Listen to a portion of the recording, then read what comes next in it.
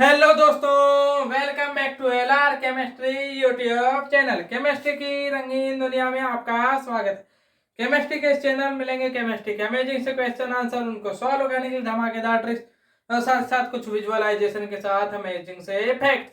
तो दोस्तों, यदि इन सभी चीजों की रिक्वायरमेंट है तो प्लीज मेरे चैनल को सब्सक्राइब कीजिए और बेल आइकन को ऑन कर लीजिए और साथ ही साथ अपने दोस्तों तक इस वीडियो को शेयर कीजिए ताकि वो भी अपने IUPAC नोमेनक्लेचर सीख जाएं। तो दोस्तों, जैसे कि आप जानते हैं कि मैंने पिछले वीडियो में IUPAC नोमेनक्लेचर स्टार्ट किया हुआ था और कुछ बेसिक सी बातें उसकी बता दी थी। अब जो है मैं इसकी जो कुछ नियम है उन नियमों को आपको बताता हूं और उसके बाद जो है इस वीडियो में मैं कुछ आपको कहना चाहिए अपने कुछ यौगिक हैं उनके बारे में थोड़े से कुछ यौगिक लिख दूंगा और उन यौगिकों के हम ना नेम जो है IUPAC के आधार पर लिखना चाहेंगे। तो हम नेक्स्ट स्लाइड में मिलते हैं इसके कुछ नियमों के साथ। ये कुछ नियम जो है मैंने यहाँ लिख करके आपको प्रोवाइड कर दिए हैं, तो आप खुद देख सकते हैं यहाँ। तो यहाँ पर सबसे पहले लिखा है कि हमें सबसे पहले सबसे लंबी संख्या अपने को ढूंढनी चाहिए। सबसे पहले सबसे लंबी, मान लीजिए आपको क्यों अब आप बोलेंगे, आप मोस्ट ऑफ द केस बोलेंगे कि ये तो एकदम अगर सीधी श्रृंखला है तो चलो ठीक है, कोई बात नहीं, वहां पर नंबर ऑफ कार्बन गिन लीजिए और उस आधार पे आप जो है आप कंपाउंड को नाम दे दीजिए। और अगर उसमें सिंगल बॉन्ड है तो एन डाल दीजिए, डबल बॉन्ड है तो किस नंबर वाले कार्बन के साथ जो है डबल बॉन्ड है उस आधार पे इन डाल दीजिए, और ट्रिपल बॉन्ड है तो आइन डाल दीजिए। ये बात तो रही। लेकिन यदि से आपके उसमें पार्श्व चयन यानी आपके साइड चेन्स हैं तो फिर वहां पे लॉन्ग चेन आपको ढूंढनी पड़ेगी, सबसे लंबी चेन, और लॉन्गेस्ट चेन में नंबर ऑफ कार्बन गिनने पड़ेंगे और उसके बाद साकिब चयन के आधार पर उसे आपको नाम देना पड़ेगा। ये तो हो गई। अब नाम हमें किस ओर से जो है हमें क्या कहते हैं साकिब चयन को किस नंबर पर रखना चाहिए, तो उस नंबर पर रखना चाहिए जिसमें कि सबसे कम नंबरिंग उसको मिल रही हो। अब हम ये सारी चीजें तो आपको जो है आपके उदाहरणों में दिखा देंगे कि किस प्रकार से आपके यहाँ पे होमवर्क में सॉरी आपके कंपाउंडों का IUPAC नोमेनक्लेचर किस प्रकार होता है और साकिब चयन को कैसे हम नामकरण देते हैं, साकिब चयन को किस प्रकार नंबर देते हैं, ये सारी चीजें तो आपको बता ही दी जाएंगी आपके उदाहरणों में सॉरी अब उदाहरणों में बताई जाएंगी। तो उससे पहले अब हम इसके बाद जो है बात आती, मान लीजिए आपने एक से ज्यादा आपके मान लो आपके इसमें एक ही साकिब चयन है, साइड चेन आपकी एक ही नहीं है, वहां पर पे कई सारी है, तो फिर आपको उस आधार पर इसे कहाँ देना पड़ेगा, तो आपको देना पड़ेगा उस चयन को जहां पर पे आपके कम से कम आपके पास चयन है जिसमें कम से कम साइड चेन है या फिर मिनिमम नंबर ऑफ उस पर कार्बन हो, तो वो उसको आपको सबसे पहले देना पड़ेगा। फिर या फिर एक चीज है कि मान लीजिए एक ही स्थिति पर अगर से दो, मान लीजिए एक तरफ जो है आपके कार्बन एक तरफ तीसरे नंबर पे दूसरी तरफ से भी तीसरे नंबर पे, लेकिन दोनों ही साइड चेन अलग अलग है, तो उस साइड चेन की ओर आपको पहला नंबर देना पड़ेगा जिसका अल्फाबेटिक तरीके से वो भी इंग्लिश अल्फाबेट के आधार पे पहले नाम आता है, तो उसको आपको पहले देना पड़ेगा इंग्लिश अल्फाबेट के आधार पे। फिर इसके बाद मान लीजिए ये तो रही आपकी साइड चेन के लिए। अब मान लीजिए आपका डबल बॉन्ड ट्रिपल बॉन्ड और सिंगल बॉन्ड डबल बॉन्ड और ट्रिपल बॉन्ड है, तो सिंगल बॉन्ड तो खैर छोड़ दीजिए, वहां तो आप नॉर्मली पाएंगे, लेकिन डबल बॉन्ड और ट्रिपल बॉन्ड में सबसे पहले आप डबल बॉन्ड को प्रायोरिटी देंगे और फिर उसके बाद प्रायोरिटी देंगे आप ट्रिपल बॉन्ड को। प्रायोरिटी किस प्रकार होता है वो सारी चीजें आपको एग्जाम्पल्स में होंगे।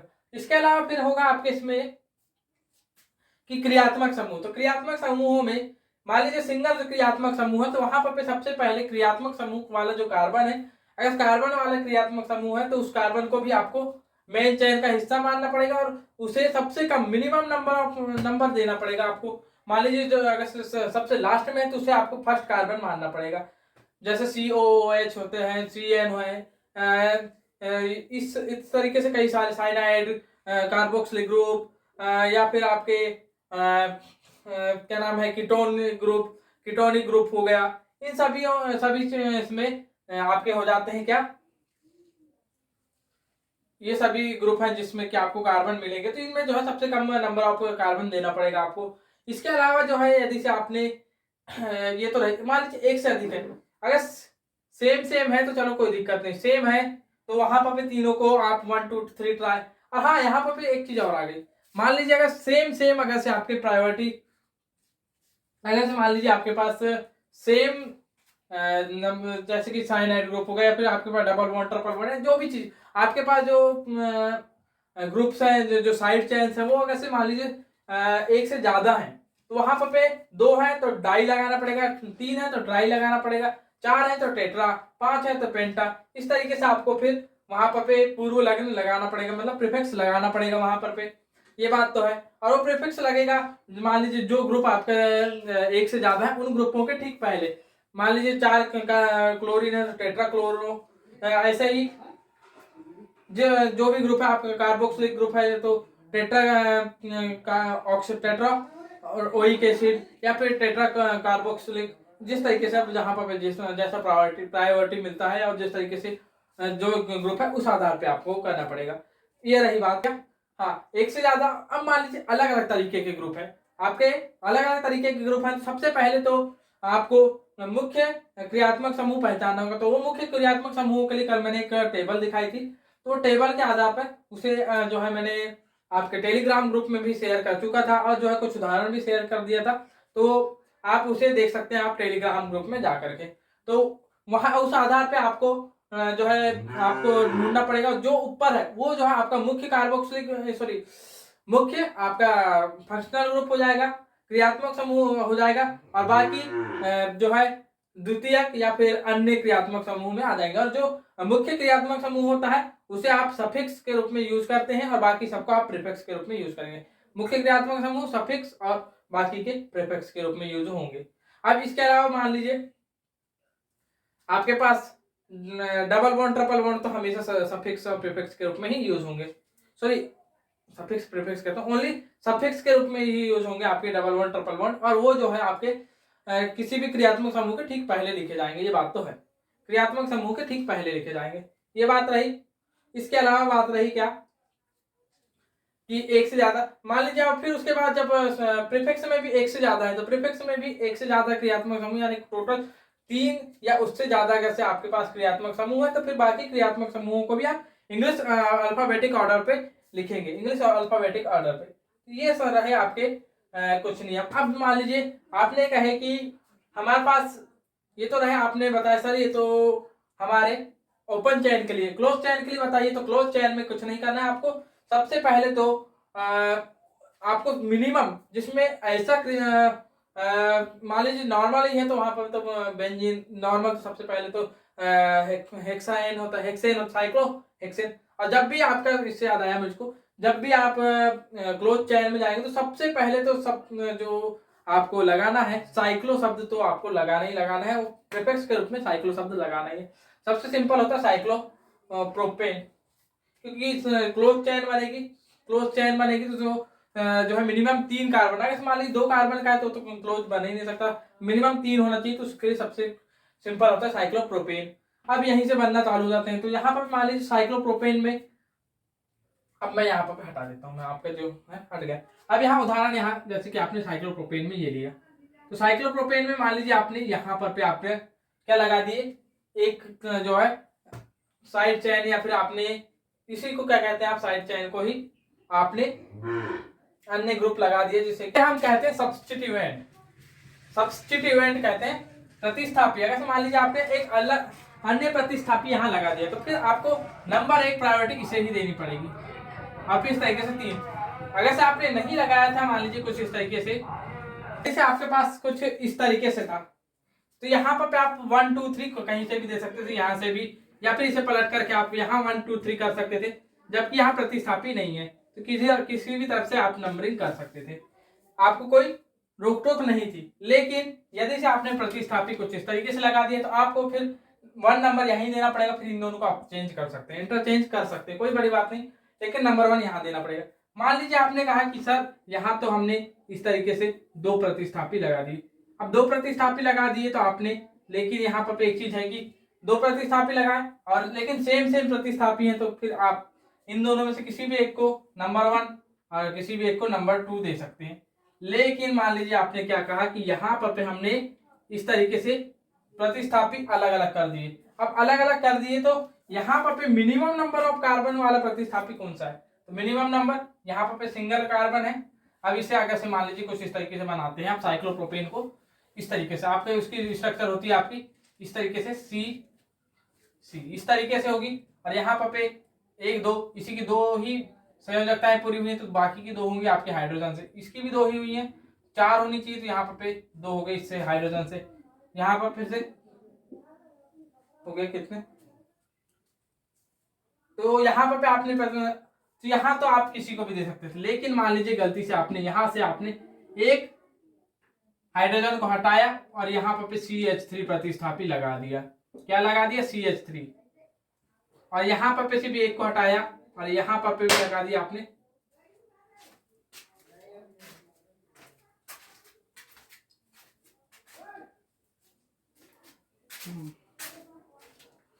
यहाँ पे लगा दिया आपने फिर से CH3 प्रतिस्थापी लगा दिया इस तरीके से। तो यहाँ पे भी आप किसी भी तरीके से दे सकते थे, लेकिन यदि से मान लीजिए आपने यहाँ पे इसको हटा करके आपने यहाँ H तो सही है, लेकिन यहाँ पे हटा करके आपने इस तरीके से डबल कार्बन वाला या हाइड्रोजन हाइड्रोजन यहाँ पे मेथिल की जगह यहाँ पे एथिल प्रतिस्थापी लगाया आपने, तो फिर यहाँ क्या हो जाएगा कि मिनिमम नंबर ऑफ कार्बन के प्रतिस्थापी कहाँ पर पे ये रहा, तो आपका नंबर 1 ये बन जाएगा, नंबर 2 इसे देना पड़ेगा और नंबर 3 इसे देना पड़ेगा। इस तरीके से मतलब मिनिमम नंबर ऑफ कार्बन के जिस प्रतिस्थापी जिस सब्स्टिट्यूएंट में होगा वो देना पड़ेगा आपको। और यही चीज आपको जो है ओपन चैन में भी करनी पड़ेगी, यही चीजें ओपन चैन में भी करनी पड़ेगी और यही चीजें क्लोज चैन में भी करनी। Sorry for the disturbance.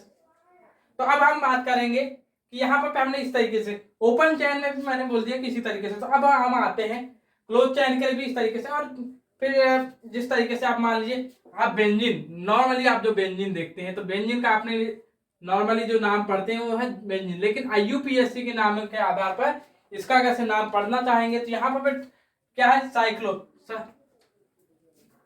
अब इसके आधार पहली चीज तो अभी हम इसी का IUPAC नाम पढ़ लेते हैं। तो यहाँ पे 1 पे क्या है, सबसे पहली चीज तो ये क्या है साइक्लोप्रोपेन था। नॉर्मली क्या था साइक्लोप्रोपेन था। अब प्रोपेन साइक्लोप्रोपेन किस तरीके से पढ़ा तो यहाँ पर बता दिया जाए साइक्लोप्रोपेन इसलिए क्योंकि ये एक साइक्लिक स्ट्रक्चर है।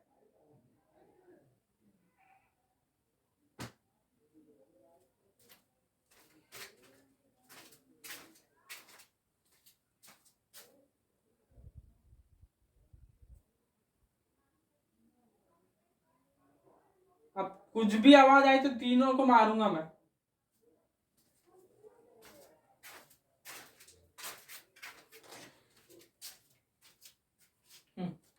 यहाँ पे साइक्लिक स्ट्रक्चर थी, मतलब क्लोज चैन थी, तो यहाँ पे सबसे पहले जो आपका साइक्लो तो लग रहा है था। फिर मिनिमम नंबर ऑफ कार्बन कितने थे? 3 थे, तो उसका प्रोप। और फिर यहाँ पे सिंगल बॉन्ड थे इसलिए एन, तो साइक्लोप्रोपेन हो गया ये बात तो है। अब यहाँ पे हम बात कर रहे थे इसका नाम की, तो यहाँ पे आपने क्या किया है कि एक पर आपने रख दिया था मेथिल समूह, एक पर रखा था मेथिल, फिर 2 पे क्या है एथिल और फिर क्या है आपका ये था क्या साइक्लो, और प्रोपेन तो था ही था, साइक्लोप्रोपेन तो आपका नाम था ही था।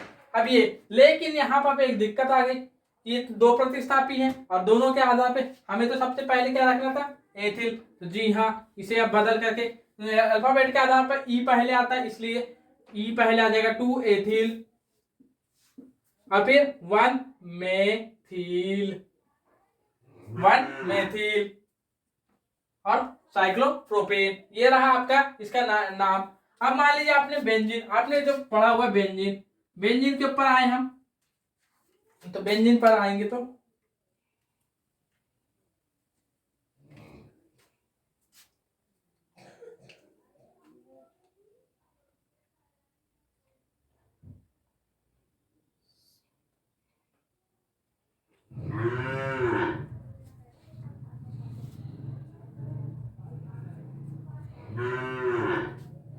जो कि बेंजीन की स्ट्रक्चर आपको बताया ही होंगे आपको, और आपने पुरानी क्लासों पर भी पढ़ा होगा, कुछ इस तरीके की होती है। अब यहाँ बेंजीन, लेकिन IUPAC के आधार पर इसका नाम जो है क्या हो जाएगा मान लीजिए किसी भी एक तरफ से, यहाँ से आपने एक नंबर दिया, एक, बाद यहाँ आपने 1 दिया, इसके बाद मान लीजिए आपने इधर 2, 3, 4, 5, 6, इस तरीके से नाम दिया आपने। तो मान लीजिए इस तरीके से नाम दे रहे हैं आप, सॉरी नाम भी जो है इस तरीके से, आपको नाम भी यहाँ पर भी इस तरीके से दे रहे हैं। तो यहाँ पर देख रहे हैं कि 1 और 2 के बीच कोई बॉन्ड नहीं है, तो आपको इस तरीके से, तो यहाँ नाम जो है मान लीजिए आपने इसको 1 दे दिया, तो यहाँ पर जो है नाम आपको यहाँ पर इसे 2 देना पड़ेगा, फिर इसे 2 देना पड़ेगा, क्योंकि 1 और 2 के बीच बॉन्ड होना चाहिए, क्योंकि यहाँ पर कुछ इस तरीके से स्ट्रक्चर है कि सबसे मिनिमम कार्बन पर बॉन्ड होना चाहिए, तो इस तरीके से। फिर 3, ये तो 4 हो गया, ये 5 हो जाएगा, और ये हो जाएगा 6, तो ये हो गया। तो इसका नाम सबसे कम 1। यहाँ सबसे पहली बात तो कोई और तो यहाँ पर प्रतिस्थापी तो है नहीं है, प्रतिस्थापी है नहीं, तो यहाँ पर हम प्रतिस्थापियों को प्रीफिक्स के रूप में लेते हैं, तो प्रतिस्थापी नहीं है तो यहाँ प्रीफिक्स नहीं लेंगे हम, बॉन्डों को सफिक्स के रूप में लेते हैं, हमने पहले ही बताया था। तो यहाँ पर सबसे पहले प्रतिस्थापी तो आपका साइक्लिक स्ट्रक्चर है, तो साइक्लो हो जाएगा।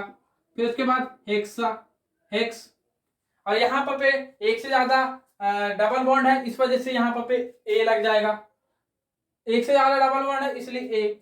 और उसके बाद फिर इसके बाद है कि 1, 3, 5, इसमें जो है आपकी इससे 3 डबल बॉन्ड है, 3 डबल बॉन्ड है, और 3 की जो मिनिमम स्थिति है 1 पे है, 3 पर है, 5 पर है, तो ये। और उसके बाद 3 है तो इसलिए ट्राई, और उसके बाद जो है डबल बॉन्ड है इसलिए इन, तो साइक्लोहेक्सा 1, 3, 5 ट्राई इन, ये है आपके क्या नाम है बेंजीन का IUPAC नोमेनक्लेचर। ये जो है वैसे तो देगा नहीं, लेकिन सरप्राइज के रूप में दे सकता है, सरप्राइज के रूप में।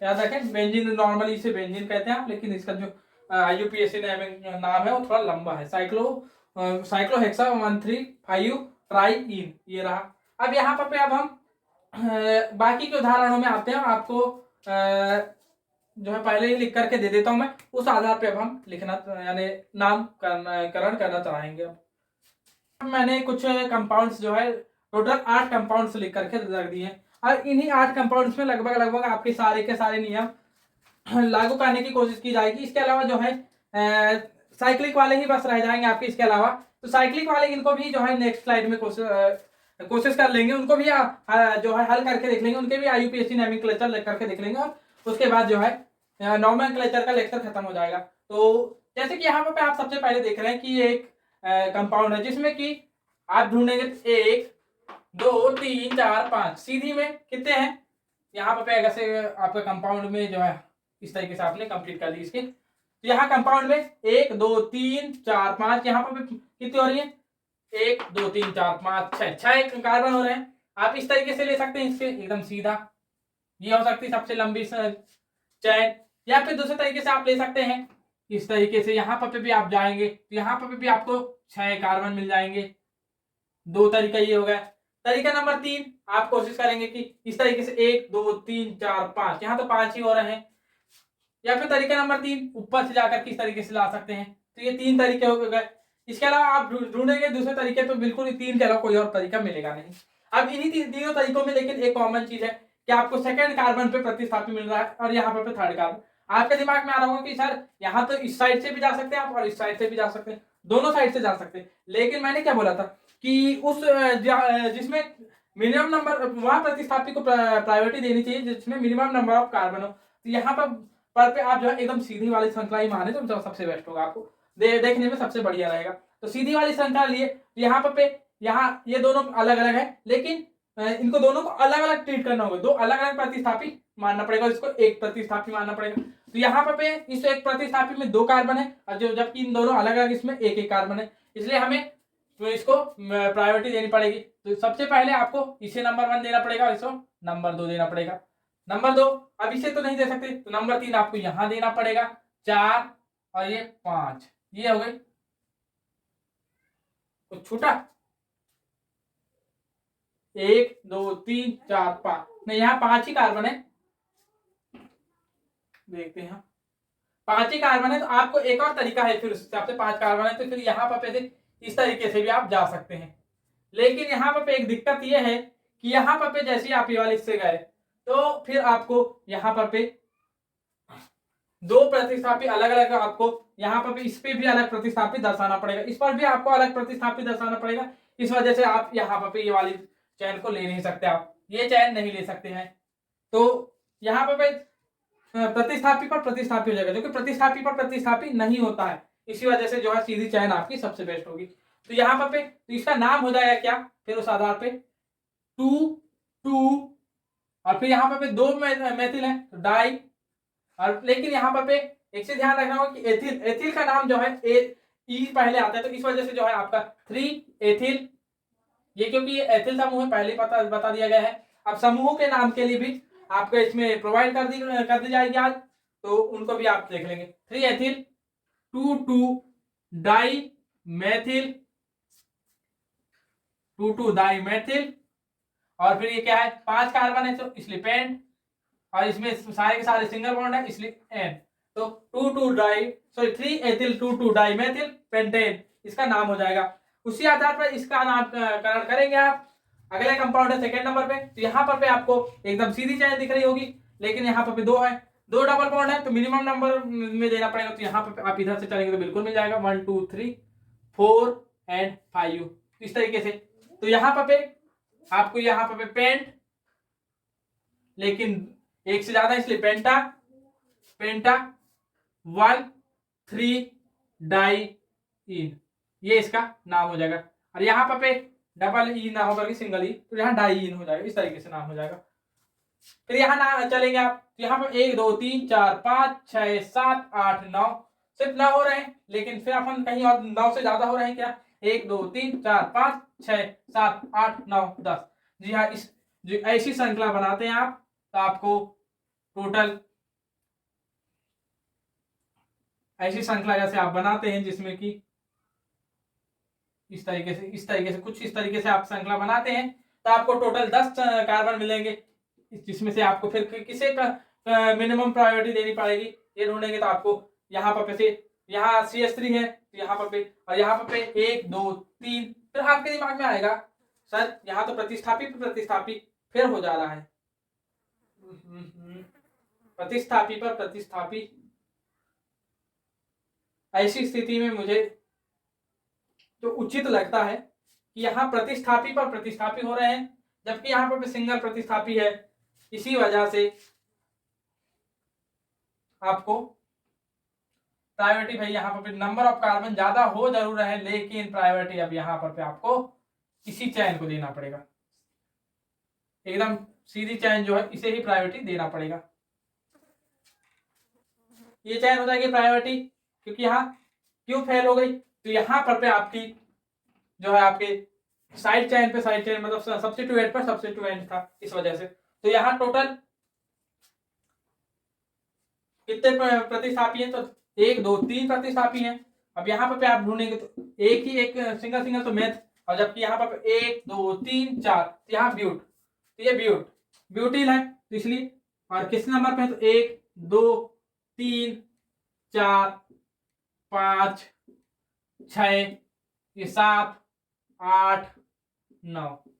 तब यहाँ पर आप देखेंगे आपकी अब यहाँ बारी आती है, तो यहाँ पर ब्यूटिल में बी, और जबकि एम मेथिल में एम, तो बी पहले आता है एम पहले आता है, तो आप कहेंगे बी पहले आता है, इसी वजह से जो आपका 6 ब्यूटिल हो जाएगा, क्योंकि 3rd नंबर पे ब्यूटिल जो है आपका प्रतिस्थापी है, सब्स्टिट्यूएंट है, ब्यूटिल सब्स्टिट्यूएंट है। उसके बाद आप देखते हैं 3 आपके मेथिल समूह है, 3 मेथिल समूह है, इसलिए आपके पास 2 नंबर पे 2 3 और 9 ट्राइमेथिल, और ट्राइमेथिल के बाद क्योंकि 9 है इसलिए नॉन, और फिर एन, क्योंकि इसमें सारे के सारे सिंगल बॉन्ड है तो एन। तो 6 ब्यूटिल 2 3 9 ट्राइमेथिल नॉन एन, ये इसका नाम हो जाएगा यूपीएससी नाम। इसके अलावा जब अगले इसमें जाएंगे तो यहाँ पर आपको ट्रिपल बॉन्ड दिख रहा है, और फिर यहाँ ट्रिपल बॉन्ड सबसे करीब में इसी से, तो 1 2 3 4, यहाँ पर आपके दिमाग में आएगा कि यहाँ पर सब्स्टिट्यूएंट भी है और डबल ट्रिपल बॉन्ड है तो यहाँ पे जो डबल बॉन्ड है वो प्रतिस्थापी से पहले प्रायोरिटी में दिए जाते हैं, प्रतिस्थापी से पहले प्रायोरिटी में दिए जाएंगे। तो फिर यहाँ पे हो जाएगा क्या, मेथिल, लेकिन किस नंबर पे, तो 3 मेथिल, 3 मेथिल, 3 मेथिल 1 आइन 1, और टोटल 4 है तो ब्यूट, और फिर ब्यूट के बाद आइन, ब्यूटाइन, ये हो गया 3 मेथिल 1 ब्यूटाइन, क्योंकि अब यहाँ पर बता दिया गया है 4 के लिए ब्यूट होता है तो ब्यूटाइन। अब यहाँ पर ढूंढेंगे तो 1 2 3, अभी आप यहाँ रुकेंगे, लेकिन यहाँ पर जो है COOH एक आप कहेंगे कि यहाँ पे कार्बोक्सिलिक ग्रुप जो है एक फंक्शनल ग्रुप है तो इसका कार्बन नहीं देंगे, तो जी नहीं, आपको इसको भी देना पड़ेगा। लेकिन आपको बताया गया है कि जब भी सब्स्टिट्यूएंट और इसकी बात आएगी तो सबसे पहले फंक्शनल ग्रुप को प्रायोरिटी दी जाएगी, तो फंक्शनल ग्रुप को प्रायोरिटी दी जाएगी तो इसको नंबर 1, इसे नंबर 2, नंबर 3 और ये नंबर 4 हो जाएगा। ये हो गए, तो नंबर 4 हो गया है। तो फिर यहाँ पे आपको 3 मेथिल, फंक्शनल ग्रुप के अलावा अन्य सब्स्टिट्यूएंट जो है आपके प्रीफिक्स होंगे और फंक्शनल ग्रुप आपका सफिक्स होगा, फंक्शनल ग्रुप सफिक्स होगा। आपको जो है आपके नियम में स्पष्ट बता दिया गया था कि आपका जो फंक्शनल ग्रुप होता है वो सफिक्स हो जाता है, फंक्शनल ग्रुप सफिक्स, तो यहाँ फंक्शनल ग्रुप सफिक्स हो जाएगा। और फंक्शनल ग्रुप है COOH, और COOH के लिए आपका क्या होता है, ओइक एसिड, प्रीफिक्स होता है कार्बोक्सिलिक, और जबकि इसका सफिक्स होगा, और इसका most of the case 95% time इसका सिर्फ सफिक्स ही यूज होता है जो कि होता है ओइक एसिड। तो इसका क्या हो जाएगा 3 methyl, 3 methyl, methyl, total number of carbon 4, तो ब्यूट। अब यहाँ पे सारे के सारे सिंगल बॉन्ड है, अब यहाँ कहेंगे कि यहाँ पे एक डबल बॉन्ड होता है, लेकिन यहाँ पे ये वाले जो फंक्शनल ग्रुप के डबल बॉन्ड से यहाँ कोई मतलब नहीं है, फंक्शनल ग्रुप के डबल बॉन्ड से कोई मतलब नहीं रहेगा, याद रखेंगे। फिर से दोबारा सुन लीजिए, फंक्शनल ग्रुप के डबल बॉन्ड से कोई मतलब नहीं है, तो ब्यूटे, और यहाँ एन आएगा, एन। लेकिन यहाँ पे एक बात याद रखेंगे, जब भी दो आपके क्या कहना चाहिए, हाँ, आपके दो वॉवेल्स अगर से एक साथ आते हैं तो पहला वाला वॉवेल्स जो है हटा दिया जाता है, तो यहाँ पे आप देखेंगे ई और ओइक एसिड का ओ, तो दोनों में से जो है सिर्फ और सिर्फ ओ बच जाएगा। लेकिन यहाँ पे एक बात अच्छी है कि यहाँ पे आप जो है नंबर देंगे तो नंबर के बीच में तो एन ई आ जाएगा, उसके बाद 1 पे है तो यहाँ 1 पे ओइक एसिड हो जाएगा। अब लेकिन यहाँ पर अच्छी बात ये भी है, आप दूसरे तरीके से इससे सोच सकते हैं कि नंबर 1 पे है तो फिर कोई दिक्कत नहीं, इसे आप जो है 1 लिखे चाहे ना लिखे, इसको डायरेक्ट ओइक एसिड लिख दीजिए, ब्यूटेनोइक एसिड। मतलब कि इसका वैसे साधारण तरीके से नाम ढूंढेंगे तो 3 methyl butanoic acid, 3 methyl butanoic acid, इतना भी बोल देंगे तो IUPAC कोई गलत नहीं बताएगा आपको। इसके बाद अब बचे हुए 3 का नाम देना है, तो अभी इनके नाम देते हैं शाही डालने के बाद 6 7, चलिए अब तीनों के नाम में सबसे पहले यहाँ पे बात आती, यहाँ पे 3 प्रकार के सब्स्टिट्यूएंट है।